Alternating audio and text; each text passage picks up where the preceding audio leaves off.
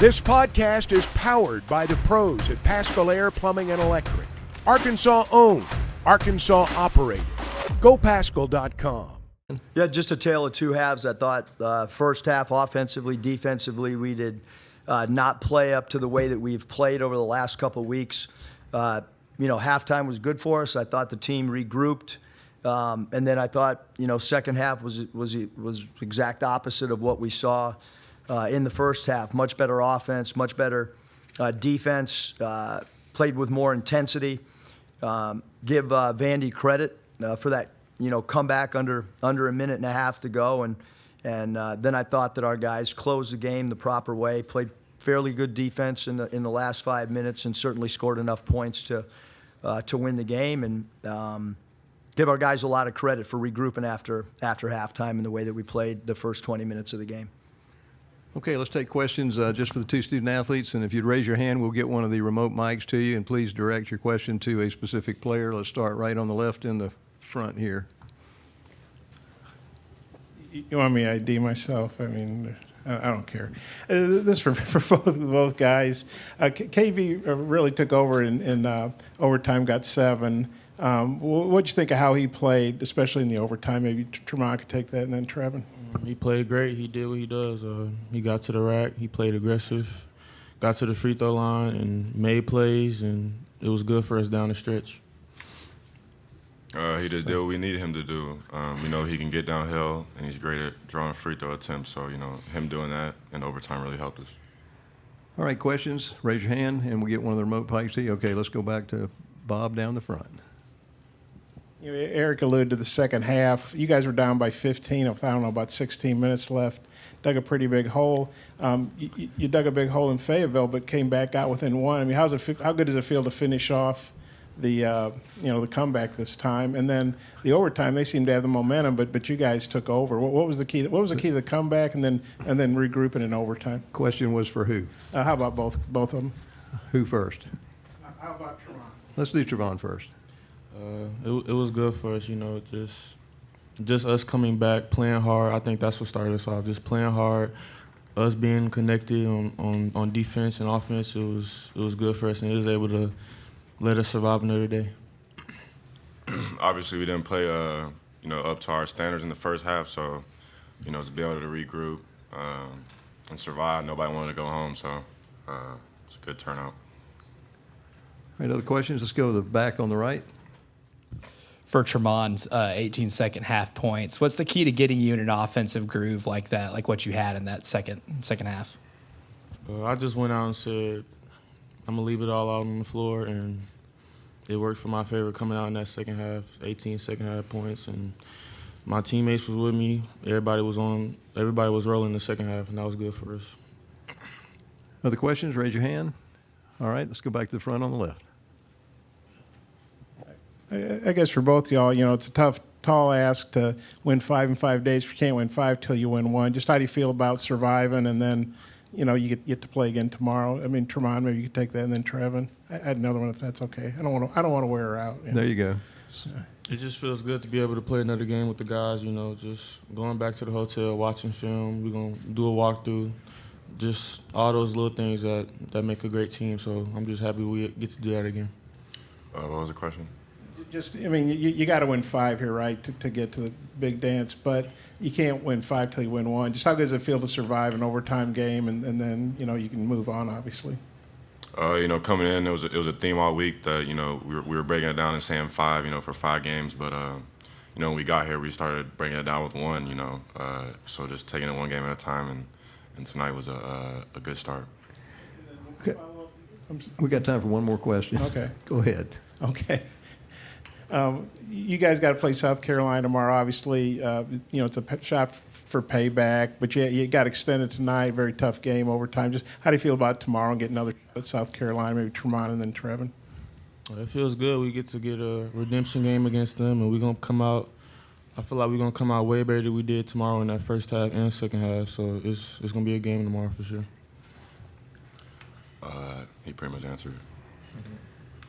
Okay, we'll excuse the players. You can return to the locker room.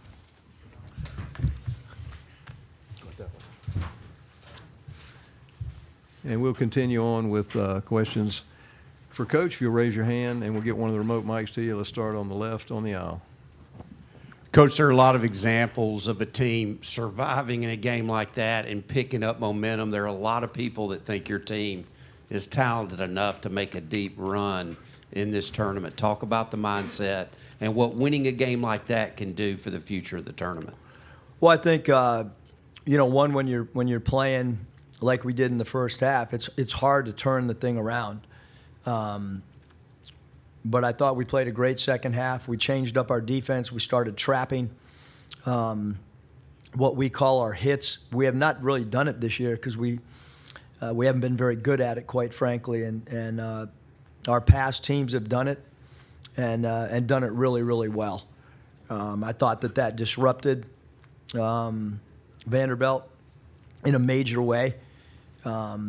We just picked the player that we wanted to leave and try to force an open man to make a play. Our game plan coming in was we didn't want Lawrence to go off and have a big game. I thought our team did a really good job on his, especially keeping him off the foul line. He had 14 free throws attempted in Bud Walton. And, tonight 3 free throws attempted. And we know that Mannion went off, had a great game.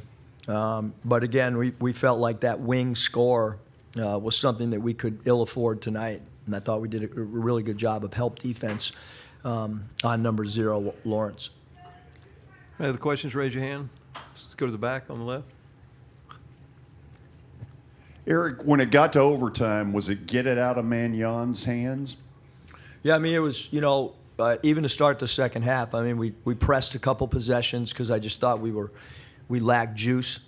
And I thought maybe by pressing it might ignite us a little bit. That's what happened when we played them in Bud Walton. Vanderbilt executes their offense really well, and tempo can be something that you're concerned with.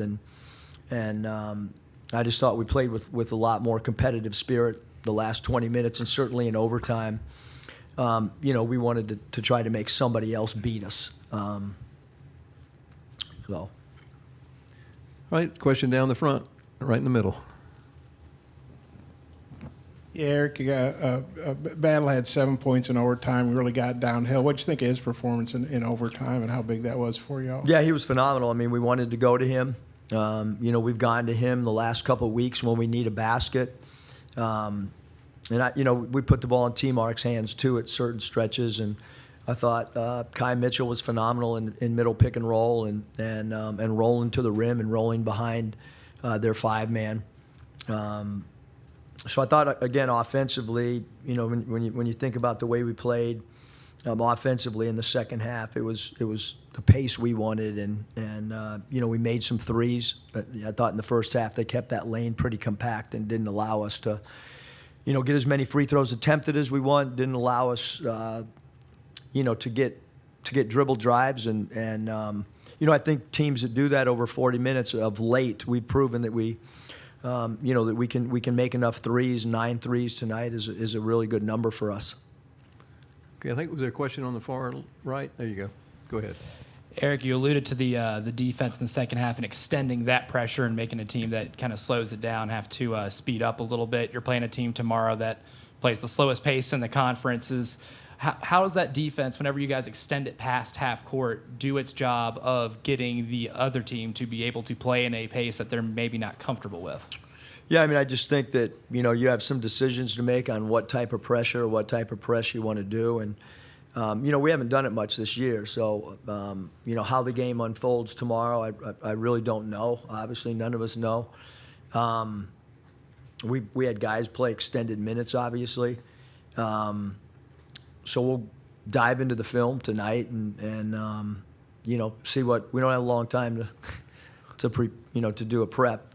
Obviously, we won't have a shoot-around tomorrow, and they will not be on their legs in a gym anywhere to walk through anything. So it's going to have to be a really solid walkthrough in a ballroom, much like, an NBA team might do on back-to-back nights. So, we have to get ready. We've done a good job preparing for teams when we play them a second time or a third time, hopefully, we come up with something slightly different than what happened at Bud Walton, because if we do what we did in Bud Walton, we will not win the game.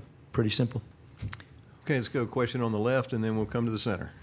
Eric, given the offensive might in this conference from team after team, how hard is it just to win a game in this conference? What goes into that?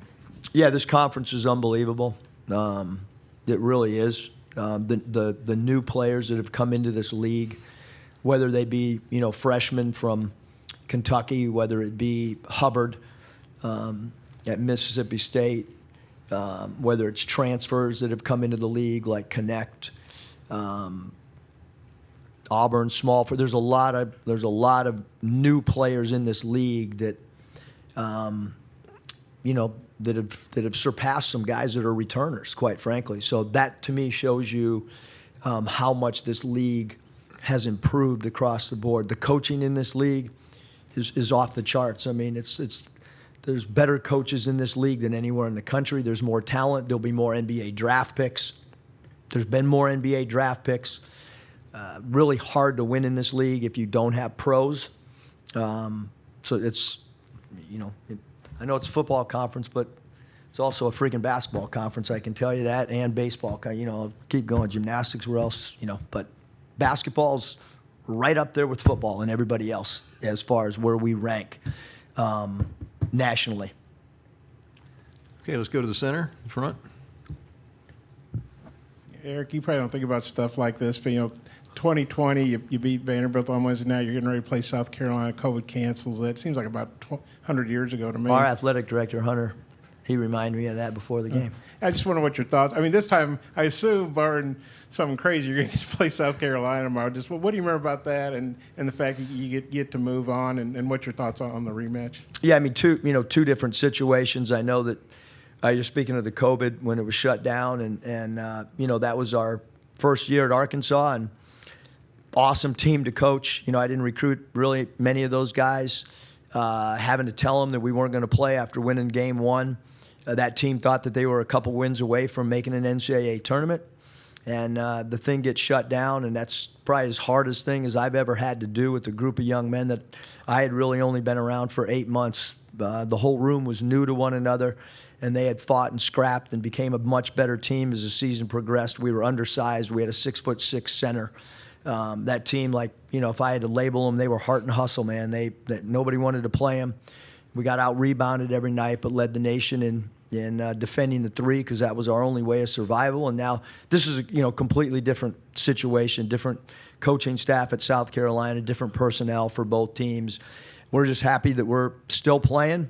Again, at halftime, I don't know if many Razorback fans thought we were going to still be playing, but here we are, and now we got a short turnaround. We got to get ready for South Carolina, which is a top team in the country, a well-coached team, and a team that's got great talent. BetOnline is your #1 source for all your betting needs. Get the latest odds, lines, and matchup reports for baseball, boxing, golf, and more. BetOnline continues to be the fastest and easiest way to place your wagers, including live betting and your favorite casino and card games available to play right from your phone. Head to the website or use your mobile device to sign up today and get in on the action. Remember to use our promo code BELIEVE, that's BLEAV, for your 50% welcome bonus on your first deposit. Bet online, where the game starts.